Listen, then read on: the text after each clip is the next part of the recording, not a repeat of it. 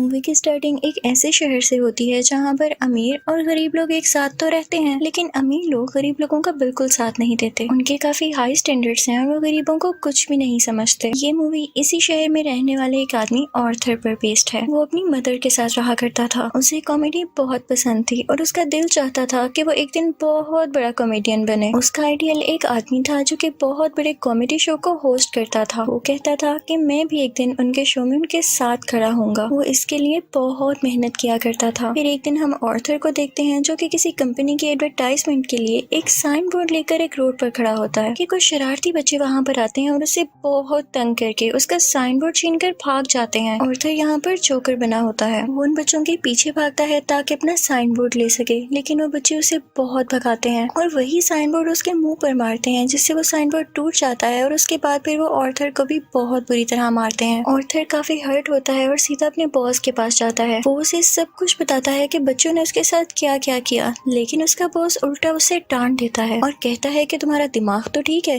बच्चे ऐसी हरकत कैसे कर सकते हैं। बॉस उससे कहता है कि मैं तुम्हें तुम्हारी सैलरी भी नहीं दूंगा। ऑर्थर में कॉन्फिडेंस की बहुत कमी होती है, इसलिए वो यहाँ पर खुद के बारे में कुछ बोल ही नहीं पाता। वो वहाँ से काफी उदास होकर बाहर आ जाता है और सोचता है कि क्या मैं इतना बुरा हूँ कि कोई भी मेरी बात का यकीन ही नहीं करता। वो अपने घर आता है और डांस करने लगता है। यहाँ पे हम देखते हैं कि उसकी बॉडी काफी वीक होती है। अगले दिन ऑर्थर अपने कोलीग से मिलता है और उसे उन बच्चों के बारे में बताता है। उसका कोलीग उसे कहता है कि ये तो बहुत गलत हुआ, तुम्हें अपनी हिफाजत करनी चाहिए थी यार। और इसी के साथ वो उसे गन देता है और कहता है कि इसे अपने पास रख लो, ये मुश्किल वक्त में तुम्हारे काम आएगी। ऑर्थर ये लेने से इनकार करता है, लेकिन वो आदमी जबरदस्ती उसे गन दे देता है और फिर ऑर्थर अपने घर के लिए निकल पड़ता है। वो बस में होता है तो उसके सामने एक बच्चा भी बैठा होता है। वो उसे हंसाने की कोशिश करने लगता है और वो बच्चा जोर जोर से हंसने लगता है, जिस पर उस बच्चे की मदर को गुस्सा आ जाता है और वो ऑर्थर से कहती है कि हटो, परेशान मत करो हमें। लेकिन इस बात पर ऑर्थर हंसने लगता है। इनफैक्ट हमें बताया जाता है कि ऑर्थर को कोई सीरियस साइकोलॉजिकल इशू होता है और वो अपनी हंसी को कंट्रोल ही नहीं कर पाता। उसे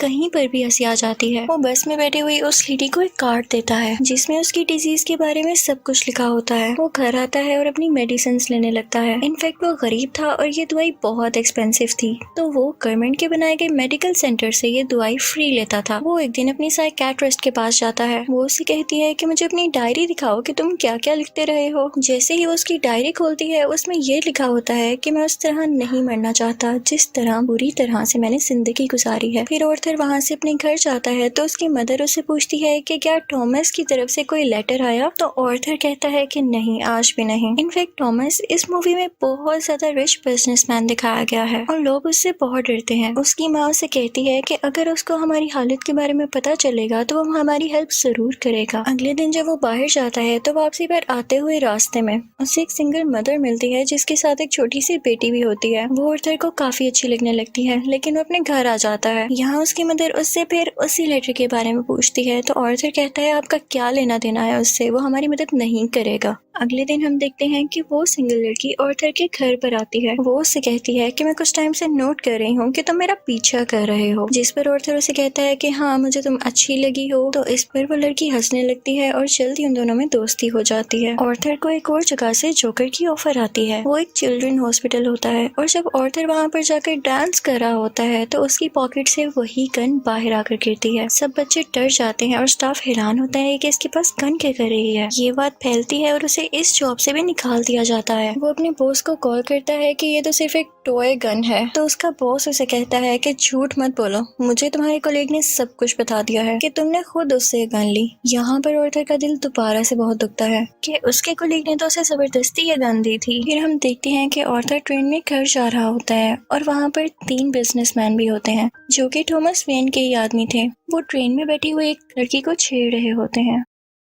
ऑर्थर को यहाँ पर अपने मेंटल डिसऑर्डर की वजह से हंसी आने लगती है और वो तीनों आदमी समझते हैं कि हम पर हंस रहा है। वो उसे बहुत मारते हैं, इतना मारते हैं कि उसके मुंह से खून आने लगता है। ऑर्थर उन्हें अपना मसला बताने की कोशिश कर रहा था, लेकिन वो तीनों उसकी एक नहीं सुनते। ऑर्थर को उन तीनों पर गुस्सा आ जाता है और वो अपनी गन निकाल कर उन तीनों को शूट कर देता है। वो वहाँ से ये सोचकर भाग जाता है कि मैंने 3 लोगों का कत्ल किया है। वो खुद को एक बाथरूम में लॉक कर लेता है। पहले तो वो डर रहा था, लेकिन यहाँ पर अचानक से वो डांस करने लगता है। ऐसे लग रहा था जैसे अब उसे कोई रिग्रेट नहीं, और वो काफी सुकून में भी था। और फिर घर आता है तो टीवी पर न्यूज चल रही होती है जिसमें थॉमस बोल रहा होता है। वो कहता है कि जिन 3 लोगों का कत्ल हुआ वो मेरे आदमी थे और उन्हें किसी जोकर ने मारा। लेकिन यहाँ पर गरीब लोग उन तीनों की डेथ का अफसोस करने की बजाय जोकर्स का साथ दे रहे होते हैं, क्योंकि वो सब जोकर्स के रूप में ही अमीर लोगों के खिलाफ स्ट्राइक कर रहे होते हैं। वहाँ से ऑर्थर अपनी साइकेट्रिस्ट के पास जाता है तो वो उसे बताती है कि हम आज आखिरी बार मिल रहे हैं, क्योंकि गवर्नमेंट ने हमें फंड्स देना बंद कर दिया है और अब के बाद मैं आपका फ्री इलाज नहीं कर सकती। ऑर्थर दोबारा से काफी टूट जाता है और उदास होकर वहाँ से बाहर आ जाता है। फिर हम ऑर्थर को देखते हैं जो कि कॉमेडी शो में लोगों को हंसाने की कोशिश कर रहा होता है, लेकिन वो ऐसा कर नहीं पाता और परेशानी में उसे जोर जोर से हंसी आने लगती है।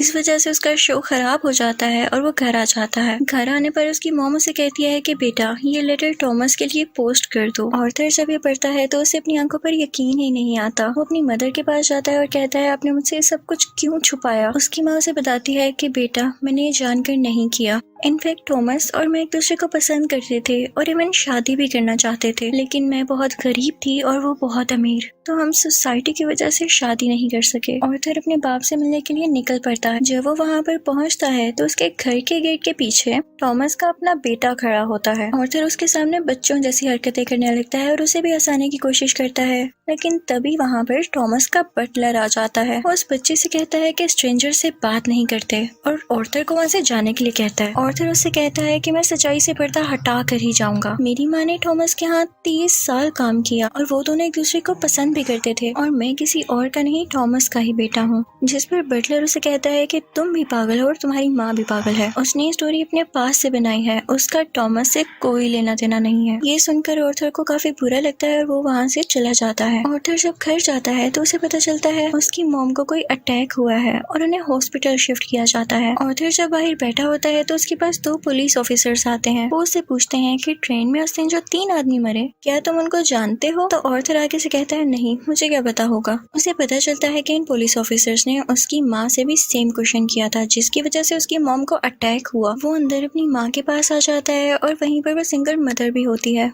कि तभी टीवी पर एक न्यूज चलती है और उस पर ऑर्थर का वही फेवरेट टीवी होस्ट होता है, वही कॉमेडियन जिसे ऑर्थर बहुत पसंद किया करता था। वो काफी शौक से उसका शो देखने लगता है, लेकिन देखते ही देखते उसे अपना चेहरा टीवी स्क्रीन पर दिखाया जाता है। बेसिकली ऑर्थर का फेवरेट कॉमेडियन उसका मजाक उड़ा रहा होता है। जब ऑर्थर को एक कॉमेडी शो में हंसी आ गई थी, ये देखकर ऑर्थर काफी टूट जाता है कि मेरा आइडियल मेरा मजाक उड़ा रहा है, इससे तो मुझे इंस्पिरेशन मिली थी। उसे सब चीज पर यकीन ही नहीं आ रहा होता। थॉमस घर आता है तो न्यूज चल रही होती है कि शहर के हालात काफी खराब हो गए हैं। गरीब लोग जोकर्स का मास्क पहने सड़कों पर निकल आए हैं और अमीर लोगों के खिलाफ स्ट्राइक कर रहे हैं। इन लोगों में बहुत दुश्मनी बढ़ गई है और ये सारे के सारे थॉमस के खिलाफ हैं। ऑर्थर ये देखकर काफी खुश होता है कि वो सब के सब लोग जोकर बने हुए थे, यानी क्लाउन्स बने हुए थे। उसे लगता है कि पहली बार उसकी जॉब की या उसकी किसी ने तारीफ की हो। अब जहाँ पर वो गरीब लोग स्ट्राइक कर रहे थे वो एक थिएटर था। उस थिएटर के अंदर अमीर लोग एक मूवी देख रहे थे और वहाँ पर थॉमस भी था। उस स्ट्राइक को रोकने के लिए पुलिस वहाँ पर आ जाती है और उन्हें मना करती है। हर तरफ हलचल मच जाती है और इस चीज का फायदा उठाते हुए ऑर्थर उस थिएटर के अंदर चला जाता है। वो थिएटर के वॉशरूम में जाता है जहाँ पर थॉमस भी आया था। ऑर्थर उसके पास जाता है और पोलाइटली कहता है कि मैं आपका बेटा हूँ, मेरी माँ और आप एक साथ हुआ करते थे, याद करें। थॉमस उसे कहता है कि मैं इस नाम की किसी औरत को नहीं जानता और उसे जोरदार मुक्का मारता है, यानी पंच करता है, जिससे उसकी नाक से बहुत खून आने लगता है। ऑर्थर घर चला जाता है और कुछ टाइम बाद उसे पुलिस की कॉल आती है। वो इनफैक्ट ऑर्थर से भी इन्वेस्टिगेशन करना चाहते थे उस दिन के बारे में जब उन 3 आदमियों का कत्ल हुआ था। और तभी ऑर्थर को ये भी पता चलता है कि जो उसका फेवरेट कॉमेडियन था उसने ऑर्थर को अपने शो में बुलाया है। इनफैक्ट उसने ऑर्थर की जो क्लिप अपने शो में चलाई थी उसकी वजह से उसकी शो की रेटिंग काफी बढ़ गई थी, क्योंकि लोगों ने उसको पसंद किया था। वो बहुत खुश हो जाता है और तैयार होकर वहाँ पर जाने के लिए निकल जाता है, लेकिन उसे याद आता है कि थॉमस के बटलर ने कहा था कि मेरी माँ पागल है। तो वो उस मेंटल हॉस्पिटल पर जाता है जहाँ पर उसकी माँ का कभी इलाज हुआ था। वो उन लोगों से अपनी माँ की फाइल मांगता है। वो वहाँ से वो फाइल चुरा कर भाग जाता है। उसमें लिखा हुआ था कि आर्थर की माँ का किसी और के साथ रिलेशन था। वो उसे